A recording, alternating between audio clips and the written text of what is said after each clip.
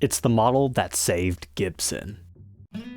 Welcome back, Troglodytes, to your daily dose guitar information, the Trogly's Guitar Show. We've got a little bit of a history lesson today. So back in the late 80s, Gibson tried a whole bunch of weird stuff when they came under new ownership when Henry J. and his business partners bought it out. So even though January 1986 is the official start of that, there's a good 3 or 4 years where they're just running around like a chicken with their head cut off, essentially. They're just trying to make something that'll stick. We went through the U2 and the Gibson US1s, among other super strats like the WRC Wayne Charvel design guitars. We eventually landed on the Gibson M3s that were just unfortunately too late to the punch. But then Gibson finally struck gold with what is known today as the Gibson Les Paul Classic. Now, part of the success of this model comes from there's a guy wearing a big hat that happened to make Les Pauls popular again, but this is the one that turned it around for the entire company, the Classic.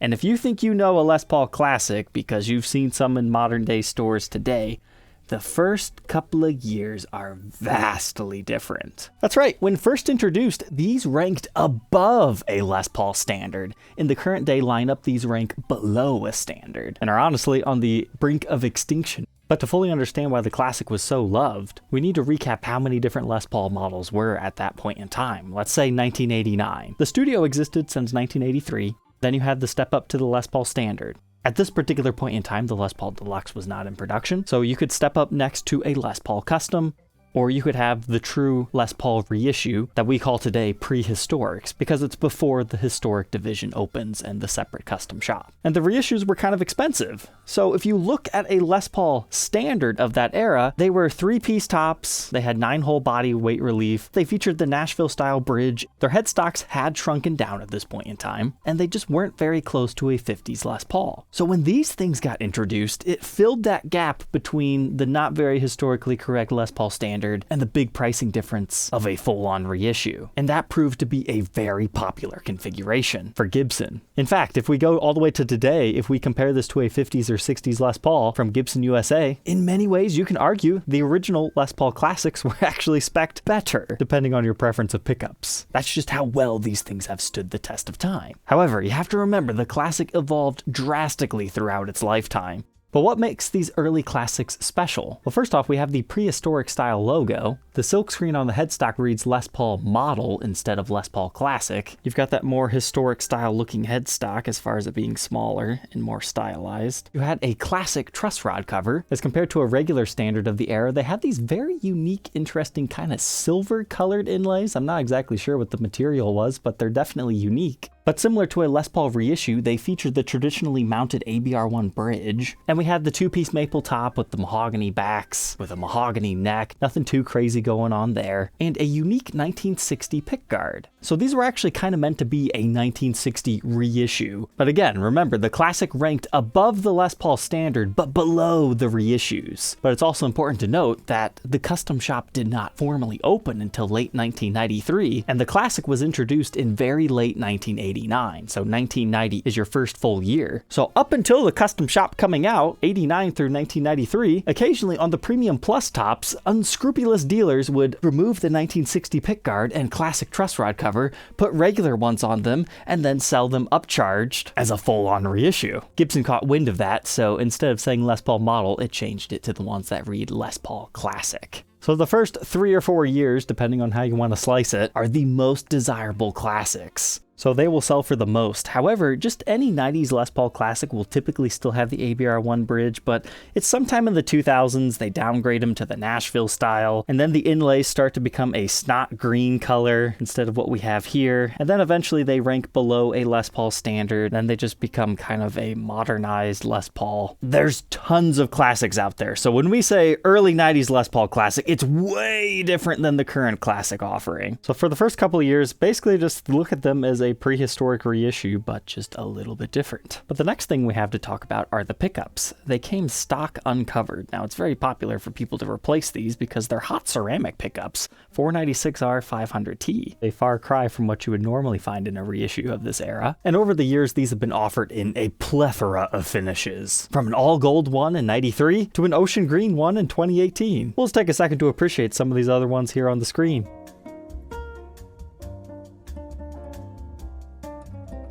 Besides just the guitar, they would come in a case that would look like this. You can always tell the earlier version of the Gibson Brown case if you have this big thick blanket, appropriately called the pink blanket by collectors. The really early ones do not have the headstock wedge. It gets added later on, and the material actually feels vastly different from ones even just a couple years after this. You can tell you've got a lot more padding in the bottom of these as well. This style case was first introduced in the late 80s. So hopefully that makes sense, and now you kind of understand the Les Paul Classic. What it was, a company-saving guitar that had some really unique features that slowly transformed into something incredibly different than it was initially intended to be. But that's why the prices differ so much on early classics versus the 2000s era versus the current day.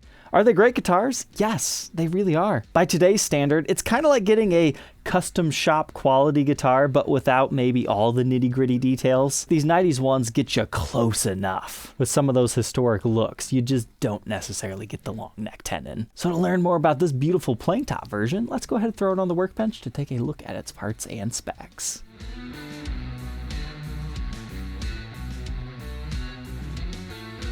We understand this from a historical context. Now it's time to appreciate it for its beauty. I've always loved the look of these early classics. Even the plain tops are quite beautiful because they just have a certain look to them. The cherry sunbursts have a nice aged vibe to them. Pair that with the unique inlays, and the whole uncovered humbuckered look just makes them look like a modified 1960 Les Paul that somebody's like ripped the covers off of. Let's go ahead and check things out, starting with our neck position. So this one has a pickup that has a patent number engraved into it, and we have brass screws within the base plate.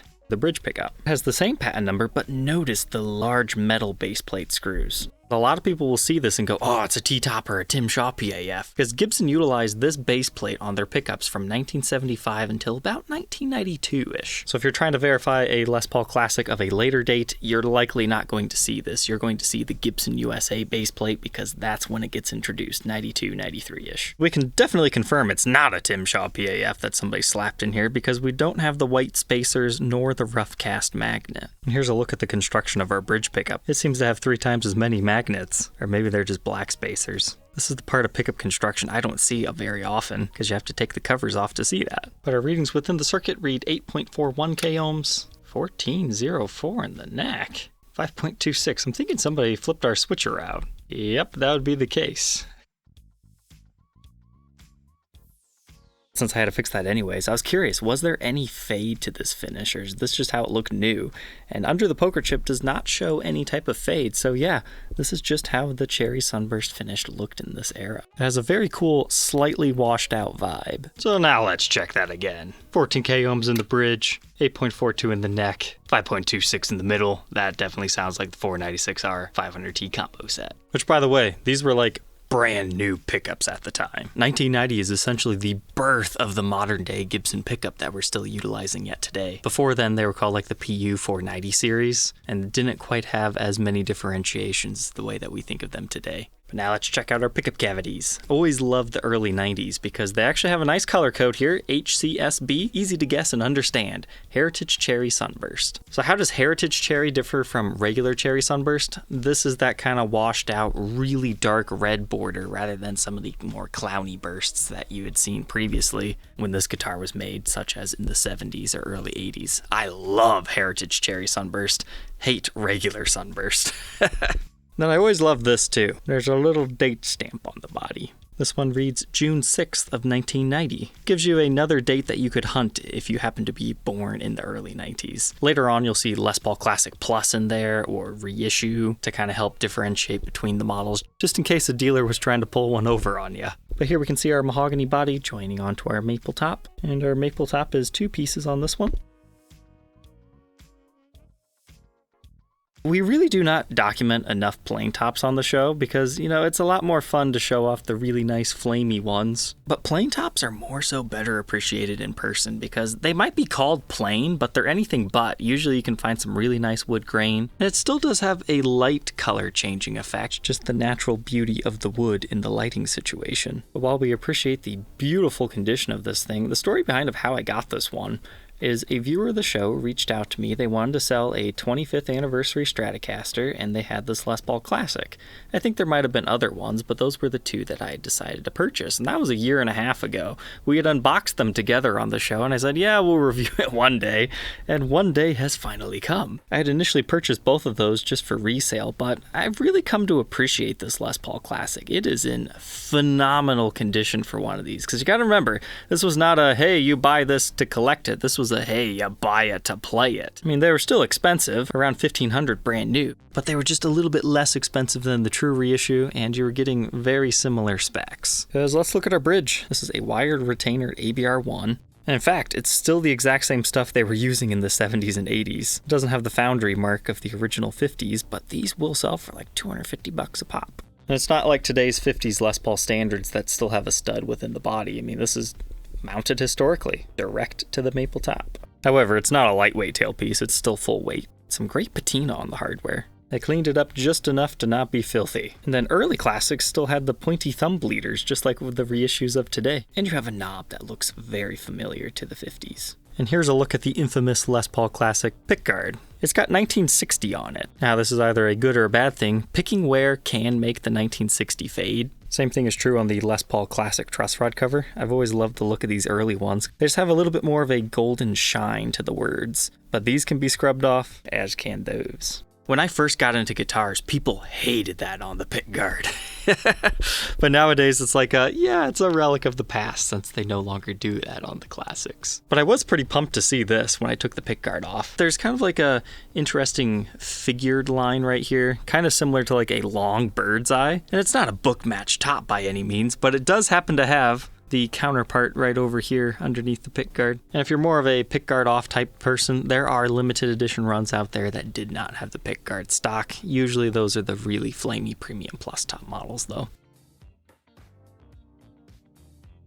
Moving on from our maple top, two-piece mahogany body, we've got our mahogany neck with single-ply binding and 22 frets on our rosewood fretboard. So these inlays have yellowed a little bit with age, but when people talk about snot green inlays, they're usually talking about the 2000s era classics. They really made those things green. These inlays more so remind me of the mirrored inlays of the New Century series. Kind of the vibes you get, except for the backing of the mirror has like the mother of pearl look to it. But it's not, as far as I'm aware. But whatever it is, I think it looks really good and close to pearl, even though that's not what reissues are going for anyways, because they use the celluloid inlays in the 50s. But our fretboard cleaned up greatly.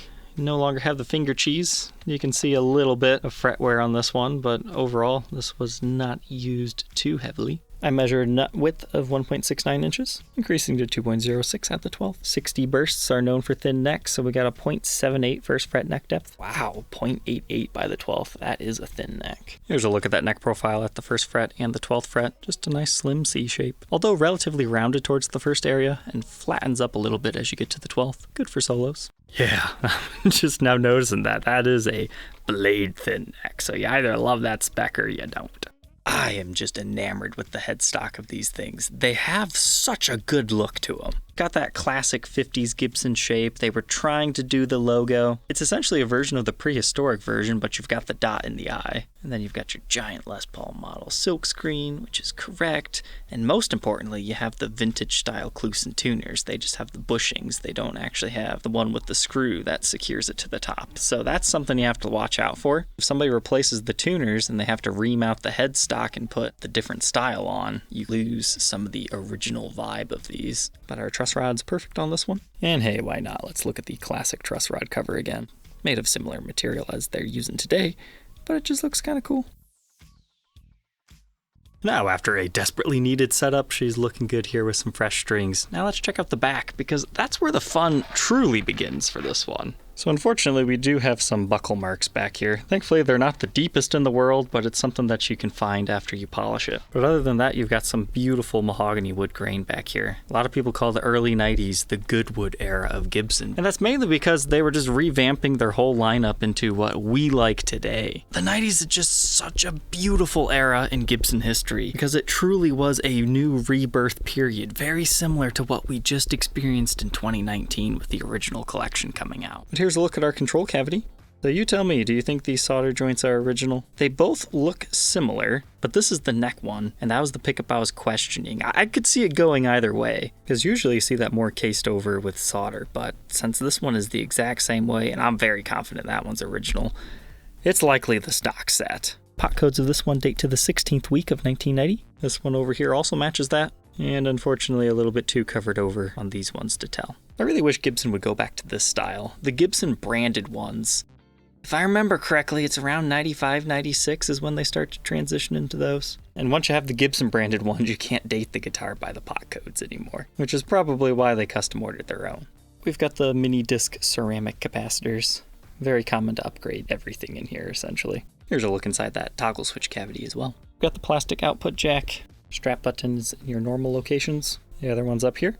And you'll see it quoted quite often online that these have the thin binding in the cutaway, which means you should see the maple cap exposed. This one you really don't see it much, but if you're looking, you can kind of tell. It makes me wonder, is that actually the truth or not? We'll have to document some more examples. It is certainly nowhere near as pronounced as a historic reissue. We'll take a quick look around the edges. Some more mahogany wood grain, but not too many more blemishes to talk about.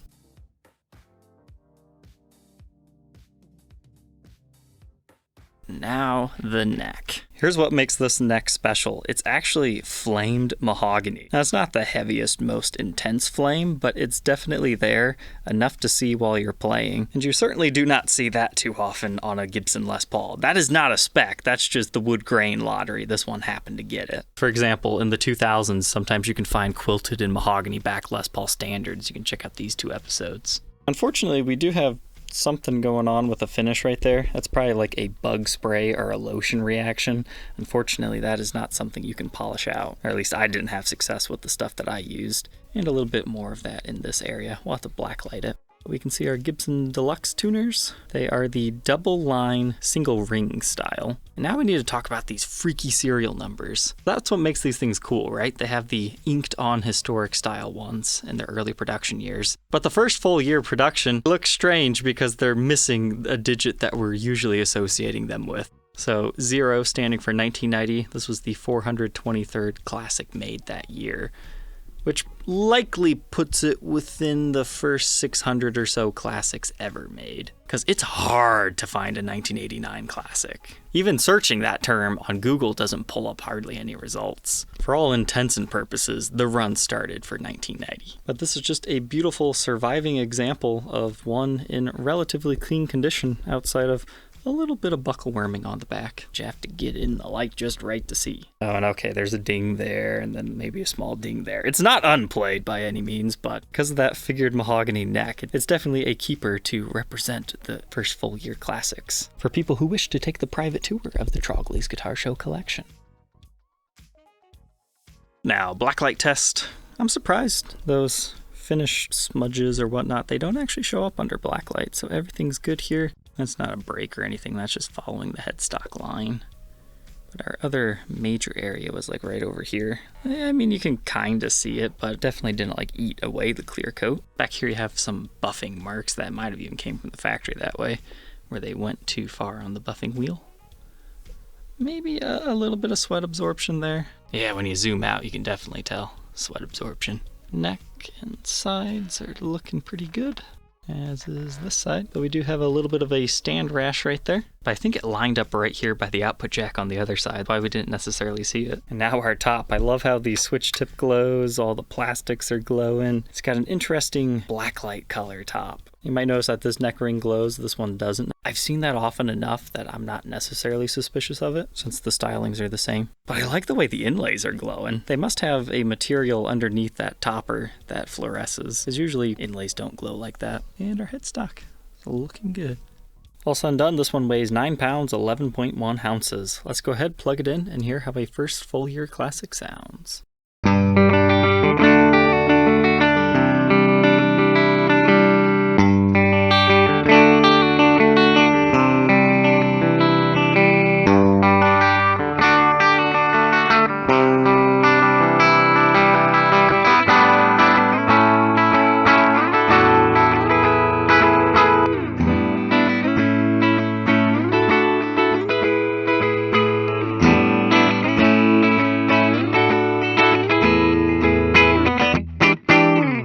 was a little bit worried going into this because the 496R 500T set is typically seen as, you know, hot ceramic. You can play some more modern stuff on it. So think of these as like hot rodded versions of the reissues of the day if you're looking at an earlier one, and that's usually the reason why somebody will swap out your pickups on you. However, look at how this one's set up. The neck pickup is like almost recessed into the body. Now the bridge is a little bit higher for a little bit more output. Before you swap out the pickups in an original classic, just keep that in mind. Pickup height changes so much. I honestly really like that neck pickup.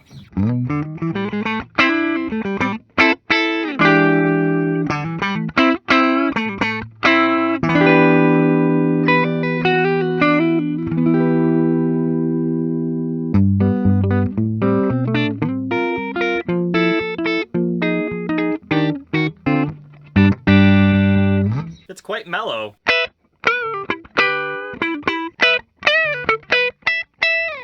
Then the bridge.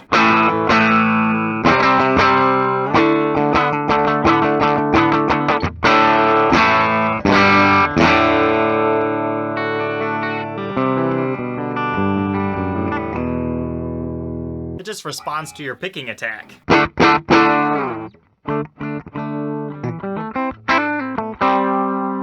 Then you can combine them.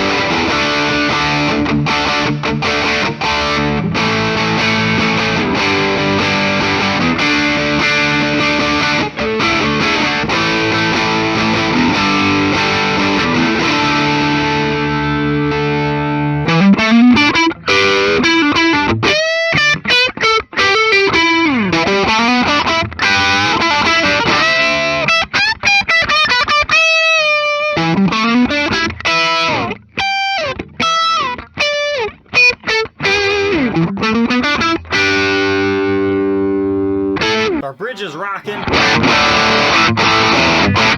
The neck, I think it could stand to be raised a little bit for distorted tones if that's what you're going for.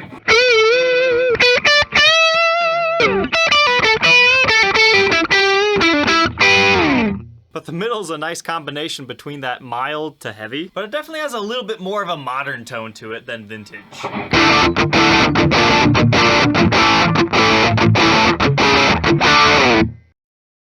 So there we go. Now you understand the Les Paul Classic in its original format a little bit better. Basically, if you like thin necks and you want a hot-rodded version of a reissue, that's kind of what they were when they first came out. However, if you want more traditional tones, you're probably going to want to swap out your pickups or adjust the height of them a little bit. So alternatively, if you wanted kind of a reissue looking guitar that had a little bit more of a modern flair, stock from the factory that you don't have to modify, then you might think this is like your perfect guitar, because I forgot to even talk about the top carve. They're looking really good for 1990. Now that it's all polished up, you can really see it, and you can see how the plain top still does a little bit of dancing. But if plain tops aren't your style, there's other ones out there that are more figured, which we learned about. You just want to use the key term Premium Plus top. But alright, Troglodytes, I hope you enjoy your new guitar knowledge. Don't forget to like, comment, and subscribe, and we'll catch you tomorrow on the next episode. Take care.